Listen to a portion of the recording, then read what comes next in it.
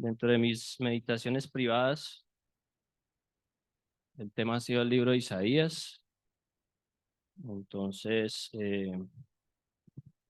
cada vez que tenga oportunidad, no es una exposición del libro de Isaías, sino cada vez que tengas oportunidad, pues estaremos compartiendo algo sobre este libro. Vamos a leer de Isaías capítulo 33. Leamos desde verso 20 hasta el final. El título del mensaje es El Señor es nuestro Rey.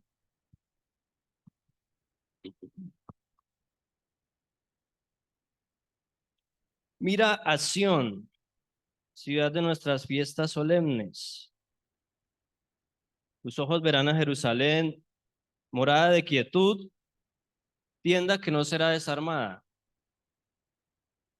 Ni serán arrancadas sus estacas, ni ninguna de sus cuerdas será rota, porque ciertamente allí será Jehová para con nosotros fuerte. Lugar de ríos, de arroyos muy anchos, por el cual no andará galera de remos, y por él pasará gran nave. Colocando nuestro énfasis sobre verso 22, porque Jehová es nuestro juez, Jehová es nuestro legislador, Jehová es nuestro rey, él mismo nos salvará. Sus cuerdas se aflojaron, no afirmaron su mástil ni entesaron la vela. Se repartirá entonces botín de muchos despojos, los cojos arrebatarán el botín. No dirá el morador, estoy enfermo.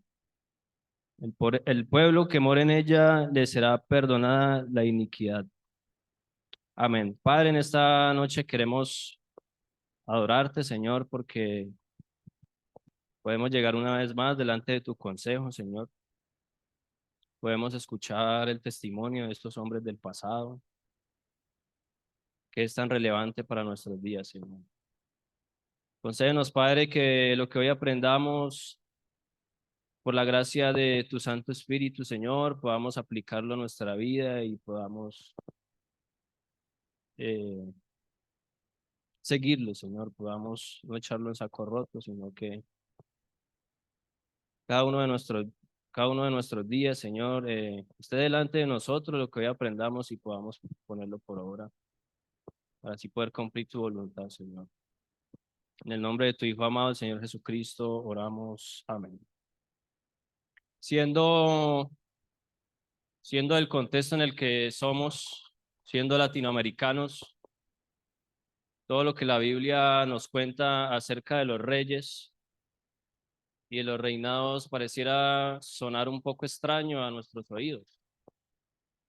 Y no es porque sepamos qué hace un rey ni quién sea un rey, sino que es por el contexto en el que vivimos, porque preferimos más la teoría de las masas que la teoría del soberano. Em, También cuando escuchamos acerca de los oficios de Cristo, pareciera también un poco confuso y de poca aplicación para nuestras vidas.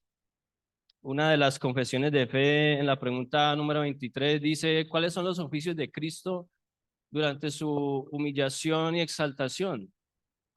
Y responde la misma confesión. Los oficios de Cristo son profeta, sacerdote y rey, en ese orden, los cuales cumplió durante su humillación y exaltación. Podemos pensar entonces en estos oficios. Los dos primeros son bastante fáciles de comprender, ellos mismos se explican. Sabemos que Cristo es profeta porque Él vino a anunciar la palabra de Dios, esa palabra perfecta, sin tacha, sin mácula, inerrante, que se aplica a cada uno de los más pequeños aspectos de nuestra vida. También sabemos de Cristo que es sacerdote perfecto según el orden de Melquisedec.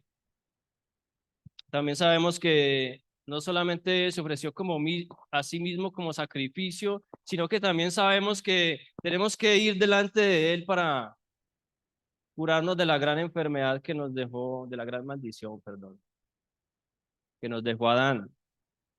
Y también tenemos que ir a Él como perdón diario para nuestros pecados. pero el oficio de rey pareciera ser un poco aislado.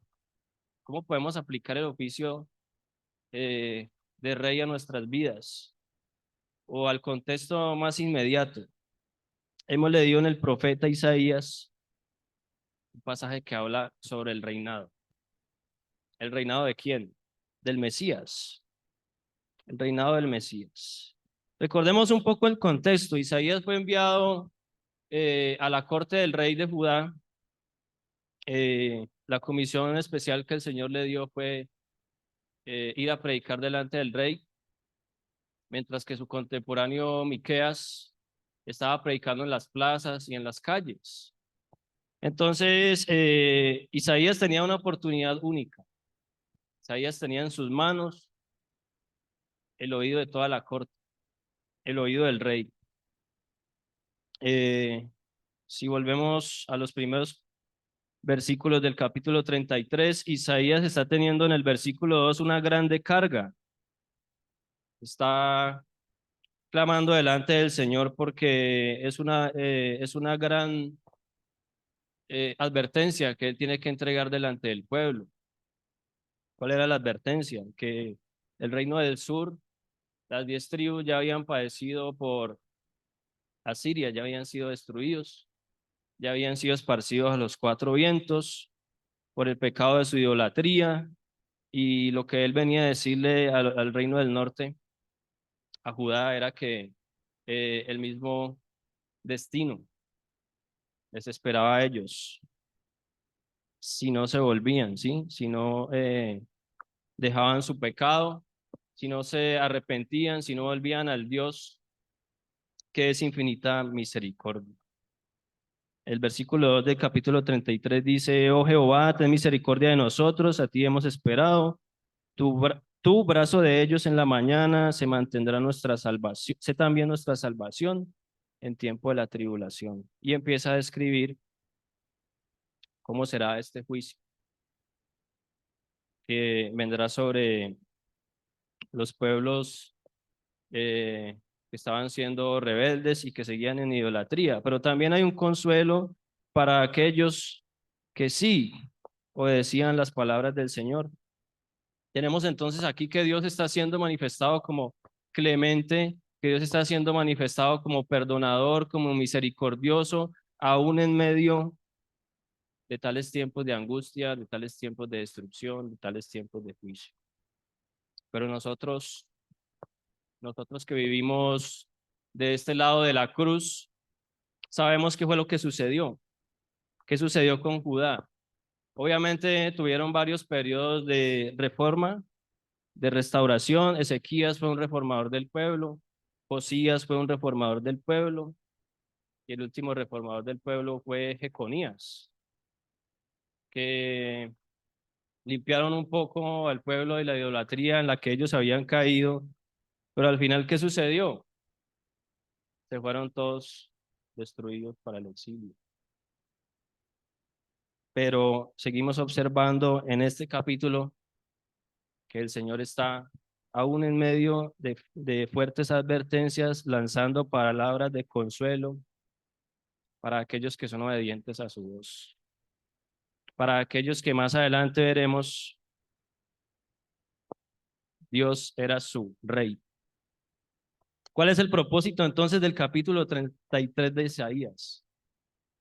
Está señalando el reinado de Jesucristo, el Mesías.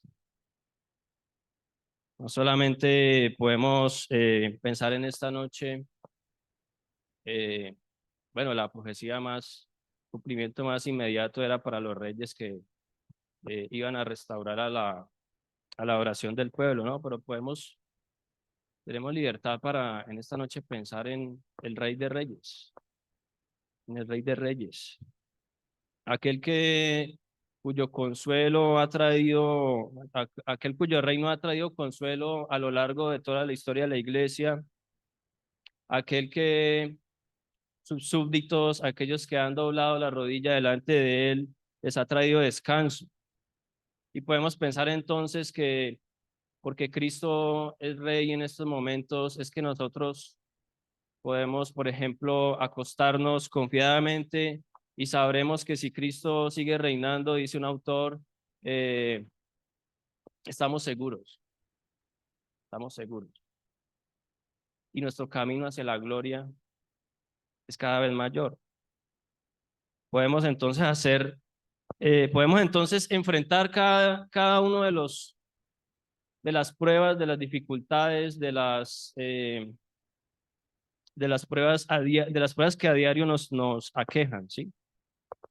Podemos entonces en especial observar el mundo circundante, lleno de idolatría, lleno de pecado, lleno de desafuero, lleno de maldad, y saber que en ocasiones podemos contemplar las promesas del Señor y llegar a dudar, ¿cierto? Podemos llegar a dudar, pero vamos a ver por qué no debemos dudar de las promesas del Señor, confiando en el reinado de Cristo. El verso 20 dice: mira a Sión, ciudad de nuestras fiestas solemnes.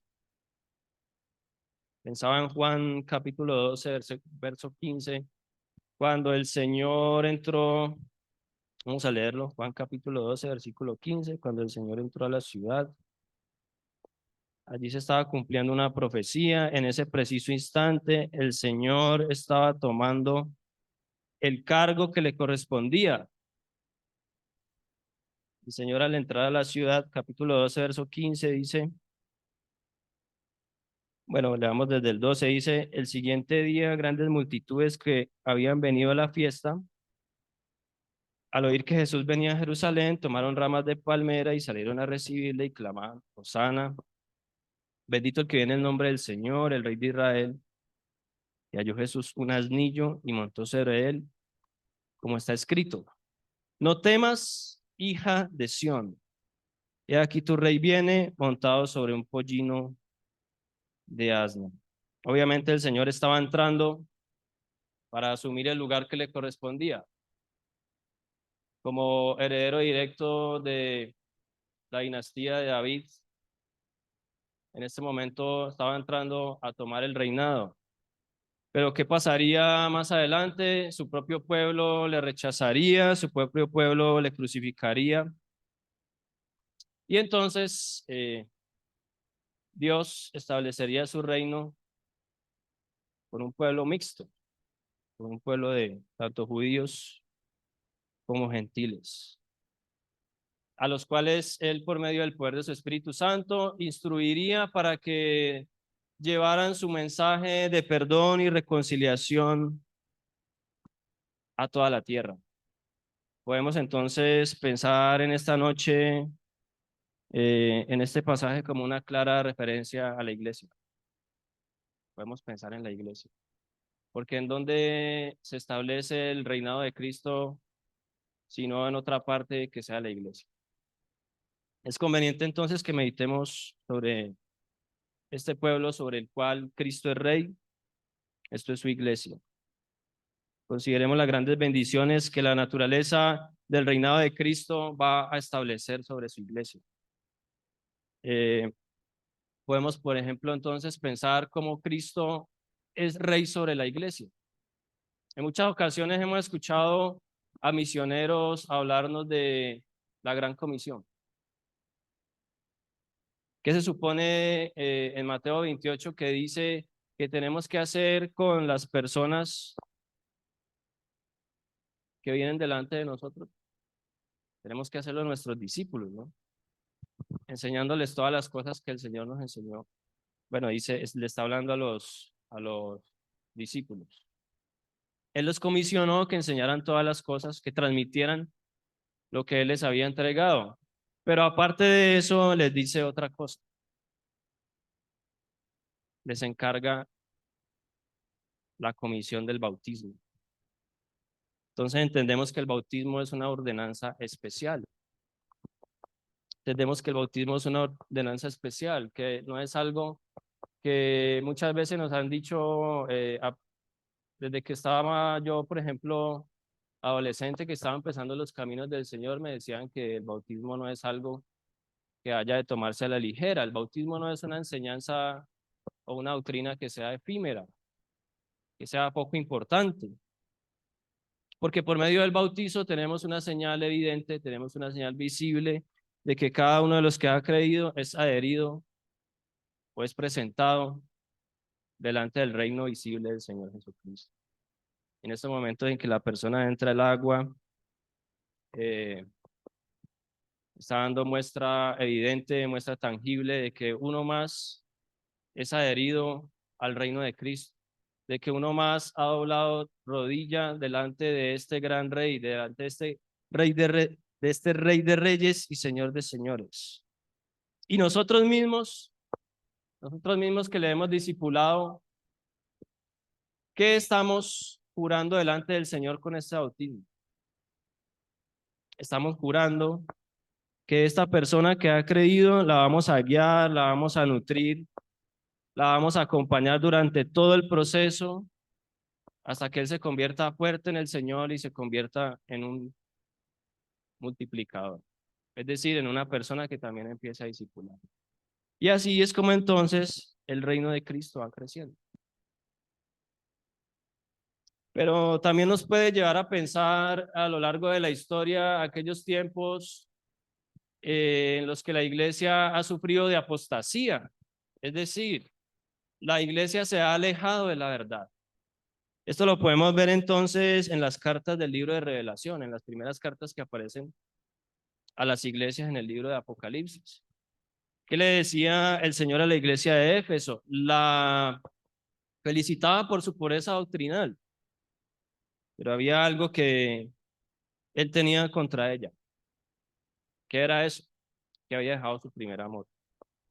Y eso lo entendemos porque es un olvido, y esto lo entendemos como un olvido del Señor Jesucristo. Aunque era pura doctrinalmente esta iglesia, se habían olvidado del Señor Jesucristo. Y es posible que alguno de los discípulos haya observado eso y haya hecho tambalear su fe. Pero ¿cómo es posible que una persona que haya creído se vuelva hacia atrás? Podría preguntarse eso. Pero estamos observando en la profecía de Isaías y meditando en esta noche en el reino de Cristo que últimamente todo lo que sucede en la iglesia, todo lo que sucede en el reino visible de Cristo no es fortuito, no es algo que no es algo que se le haya escapado a él, sino que es algo que está puramente en sus manos. Esto nos lleva a pensar en esta noche la profecía de Isaías que hemos de ser recordados que todo lo que acontezca sobre este plano, todo lo que acontezca sobre este contexto terrenal, es algo que el Señor tiene bajo control. Es algo que el Rey de Reyes, el Creador de cielos y tierra, tiene como puro testimonio de la naturaleza de su reinado. Continuamos meditando entonces en los versículos 21 al 23 en la profecía de Isaías. Dice así.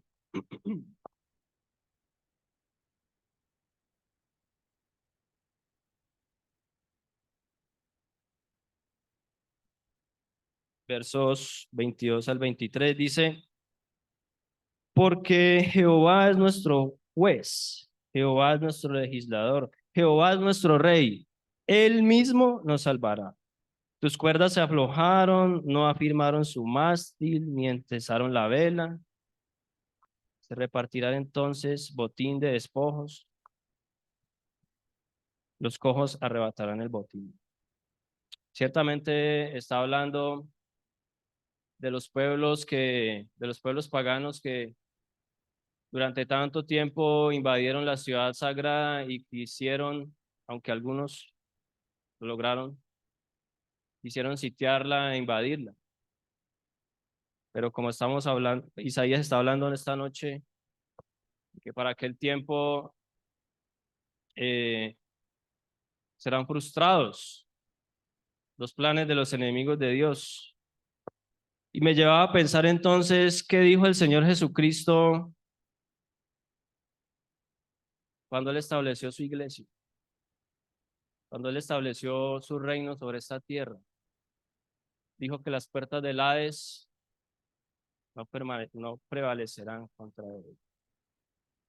No importa lo que el enemigo, es una figura de la seguridad del reino de Cristo. El reino de Cristo eh, ha sido cada vez más fuerte cuando ha sido más perseguido. Uno de los padres dijo que eh, la iglesia creció con la semilla de los mártires. La sangre que se derramó por los mártires fue lo que hizo crecer la iglesia. En aquellos tiempos históricos en los que se sufrieron 10 persecuciones seguidas sobre la iglesia, fue en la que más tiempo creció. Fue la que más tiempo, eh, fue en el tiempo en que más fuerte fue.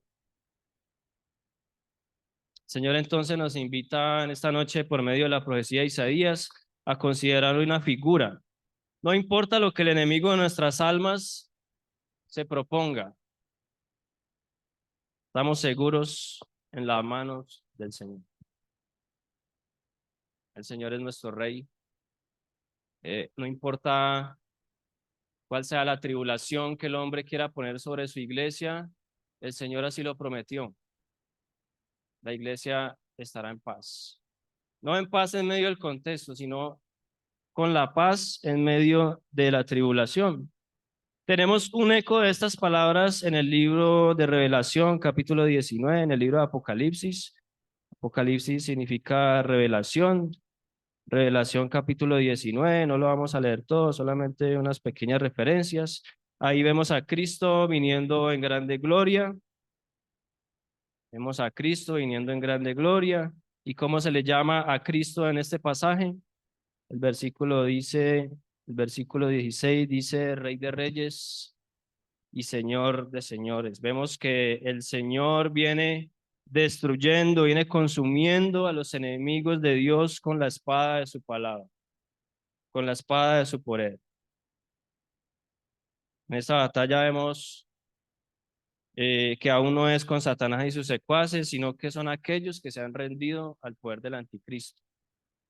¿Qué pasa con todos aquellos que sufrieron la marca de la bestia, que se identificaron con la bestia? Definitivamente son destruidos y son enviados al lago de fuego por este rey triunfante. Es importante entonces que recordemos que Cristo no solamente es rey sobre su iglesia, ya lo vimos en una parte pasada, sino que también Cristo es rey sobre las naciones. ¿Qué dice el Salmo 2? El Salmo 2 nos habla de la responsabilidad de los líderes. El Salmo 2 dice que los líderes de las naciones tienen que doblar rodilla delante del Señor. Tienen que besar al Hijo para que no suceda ¿qué? Para que el Hijo no se enfurezca. Porque le hemos conocido como Salvador, pero también le conoceremos como juez. Y este juicio será implacable. Dentro del contexto de los reyes, doblar la rodilla significaba llegar delante del rey sobre el cual había tenido conquista sobre el otro, llegar delante del trono del rey, eh, inclinarse, agachar la cabeza. Al agachar la cabeza, el cuello quedaba expuesto, dando a entender que la persona que se rendía delante de este rey estaba dispuesta a llevar su ira o a recibir su misericordia.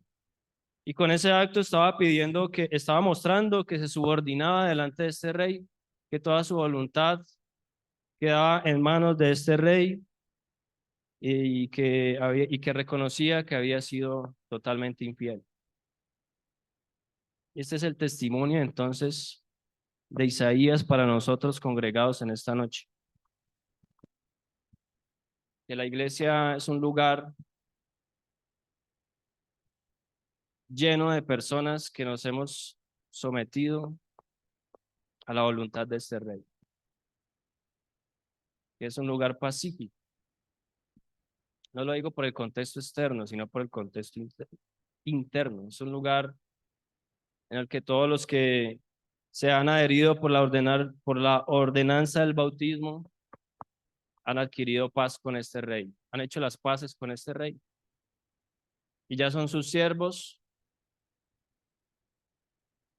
pero por voluntad propia, porque se han sometido.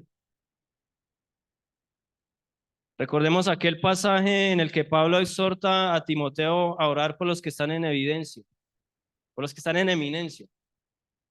¿Para qué exhorta Pablo a Timoteo a orar por los que están sobre el poder, sobre los líderes civiles? Para que vivamos pacíficamente.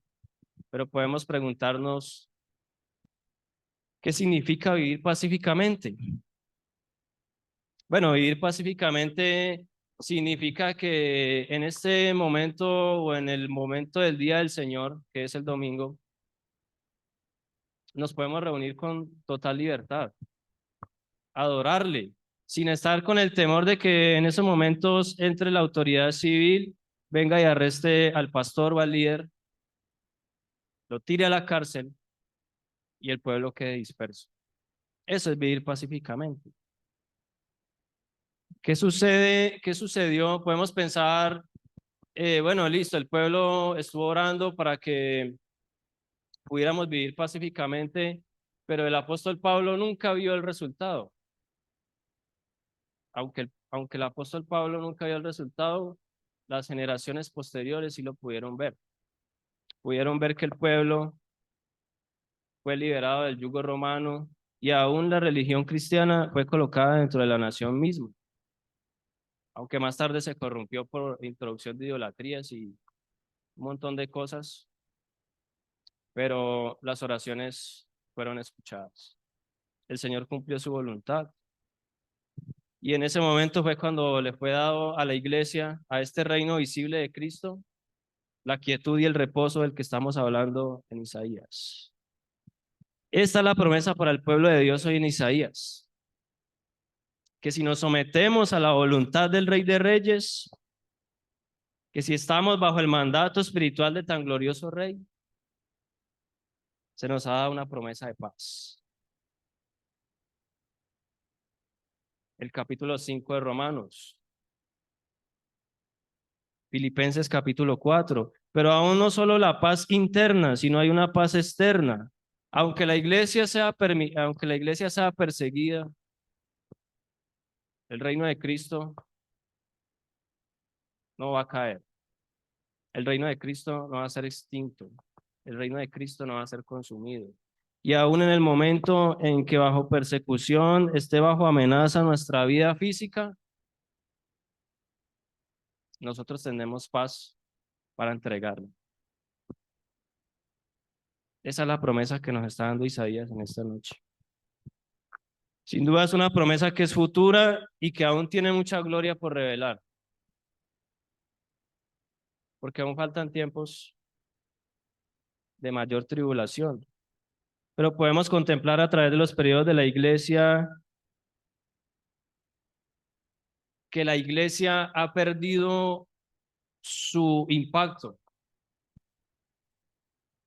sobre el mundo que le circunda, que la iglesia ha perdido un poco de lugar. Lo podemos ver en Éfeso, lo podemos ver en las cartas del libro de Revelación. ¿Qué decía el Señor? Algunas de ellas decía, vendré y quitaré la luz del candelabro. Esto es lo que le estaba diciendo a Éfeso. Esas iglesias que a través de la historia perdieron su lugar de eminencia es porque se divorciaron del reinado de Cristo sobre ellas. Son iglesias que hicieron a un lado su palabra de autoridad. En esta noche la iglesia local bíblico sea una iglesia totalmente sometida a la palabra de autoridad de Cristo. Que sea una iglesia que constantemente está buscando la palabra de autoridad de Cristo en las páginas que Él ha dejado reveladas. Que para saber su voluntad sobre nuestras vidas, abandonemos la mundanalidad, No como el reino de Judá, que a pesar de los constantes llamados del Señor, a pesar de que le enviaba uno a dos, tres veces profetas, como dice la parábola de Mateo, prefirieron más bien matar a los profetas. Y la palabra de autoridad del Señor Jesucristo sobre esta noche, local bíblico, la iglesia local bíblico, nos lleve a reconocer el reinado de Cristo, que estemos totalmente sometidos a su palabra de poder.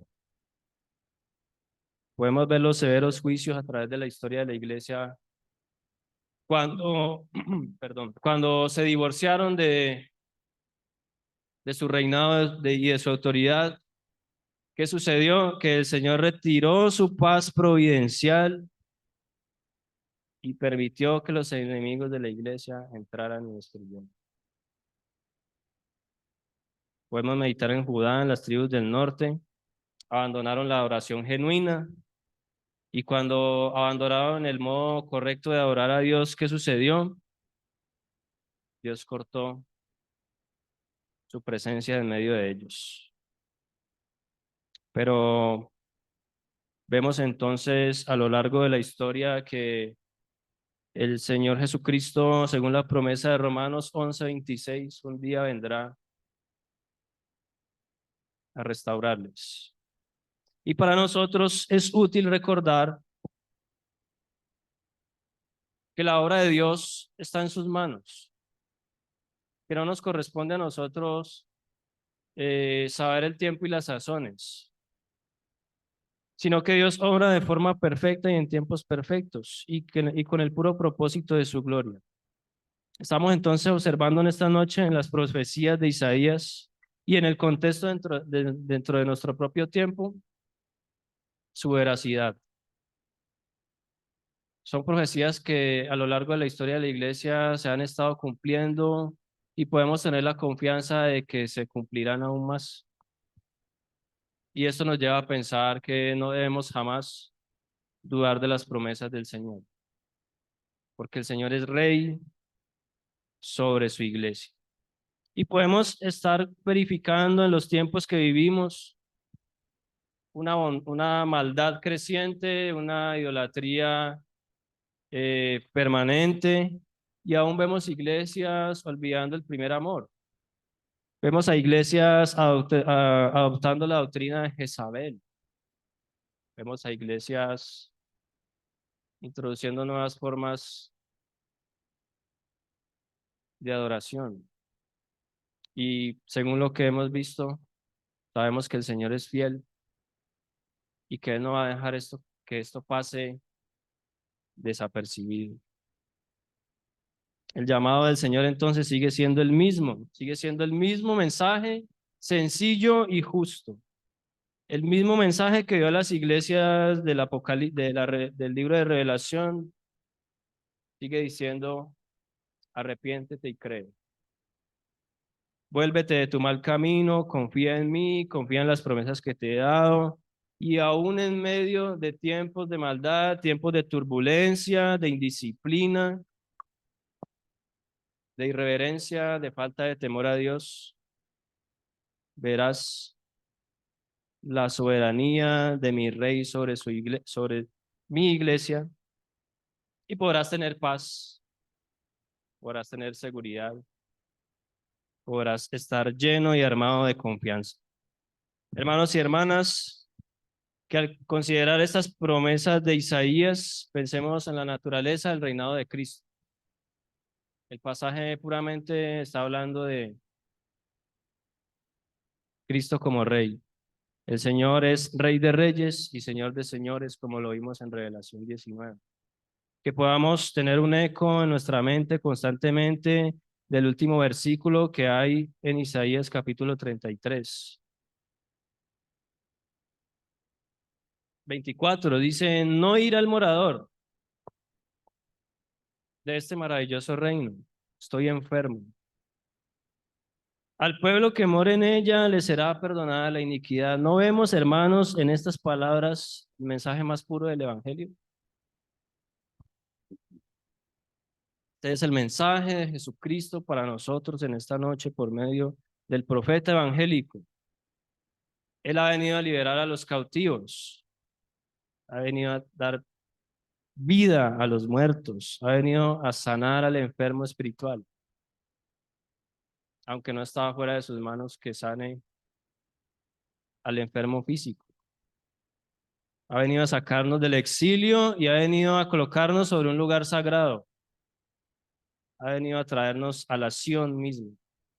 El Nuevo Testamento hace muchas referencias a Sión como la patria celestial.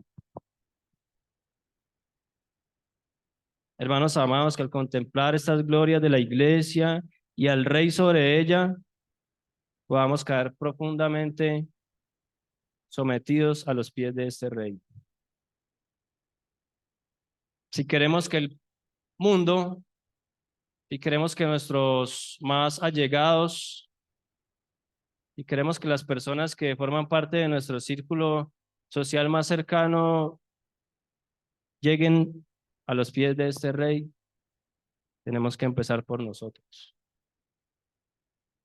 Que en esta noche, dentro de esta congregación, el nombre del Señor, que es limpiamente proclamado, sea este nuestro deseo. Cada día más estar sometidos a este Rey y a su palabra magnífica. Si queremos que el incrédulo se vuelva, nosotros mismos debemos estar constantemente volviéndonos de nuestros caminos. Así que una vez más, confrontados por el lugar de Cristo, exaltado por encima de los cielos como Rey, seamos recordados una vez más por Isaías, que las bendiciones de este reino nos llegan por el bendito evangelio del Señor Jesucristo. Que el evangelio sea para nosotros un tesoro invaluable, que no sea para nosotros un conocimiento no práctico, sea un conocimiento totalmente práctico, que todos los días de nuestra vida podamos aplicarlo. De esta única manera, el Señor Cristo, que ha venido a llamar a sus ovejas a sí mismo, cumplirá su palabra. Escuchemos lo que Isaías proclamó a Judá y apliquémoslo, no solamente individualmente, sino colectivamente, como iglesia, como ciudadanos de la patria celestial, como ciudadanos de la Sion celestial a la que nos estamos dirigiendo por medio de este peregrinaje y que por las promesas del Evangelio seremos herederos del reino eterno. Para todos aquellos que anhelan profundamente su segunda venida. Y que para los malos, para aquellos que continúan en rebeldía, será un día de tremendo juicio, un día de tremenda retribución, donde aquellos que han rehusado someterse al dominio de este gran rey no tendrán más oportunidad, sino que verán al rey en su tremenda ira. Amén. Oremos. Padre, en esta noche te damos gracias porque nos has mostrado que el Señor Jesucristo, Señor, es Rey, es profeta y es sacerdote, Señor. Nos has mostrado que a Él, Señor, a su palabra eterna, a su dominio eterno, Señor, debemos someternos, porque ya somos, Señor, sus súbditos, pero no por fuerza, sino por total voluntad, Señor, porque sabemos lo que Él hizo por nosotros, Dios. Ayúdanos, Señor, a que este evangelio por el cual las promesas, las bendiciones del reino, Señor, han llegado. Ayúdanos a que este evangelio sea valorado entre nosotros, Señor, como lo que es. Que esta iglesia, Señor, cada vez más vaya avanzando y proclamando las buenas nuevas para que el reino de Cristo, Señor, sea esparcido hasta los más últimos confines del universo, Señor. Te rogamos, Señor, que no como ha sucedido en la iglesia, Señor, a través de la historia, eh, que han dejado su primer amor, Señor, que se han dado la espalda, se han rehusado someterse al dominio de tu Hijo, Señor, no suceda a nosotros, sino que todo el tiempo, Señor, estemos delante de ti, sometidos, Señor. También colocamos en tus manos a los gobernantes para que eh, podamos vivir, Señor, tranquilamente, para que los gobernantes estén quietos, Señor, para que no traten de arruinar la iglesia. Y si aún esto sucede, Señor, tú nos has prometido que habrá paz en medio de cualquier tribulación y también nos has prometido que no importa la tribulación, no importa la persecución, tu iglesia prevalecerá, Señor, y saldrá triunfante al fin. Es en el nombre de Cristo que queremos orar y darte gracias. Amén.